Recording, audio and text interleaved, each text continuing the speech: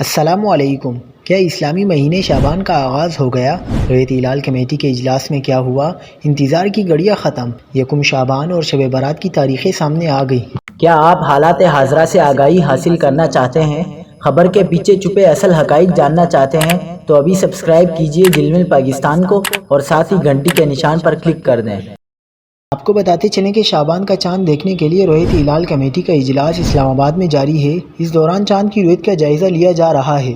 تاہم ابھی تک پاکستان میں کسی بھی مقام سے چاند نظر آنے کی کوئی شہادت موصول نہیں ہوئی، جس کے باعث یکم شعبان 1447 ہجری 21 جنوری 2026 بدھ کو ہونے کا امکان ہے۔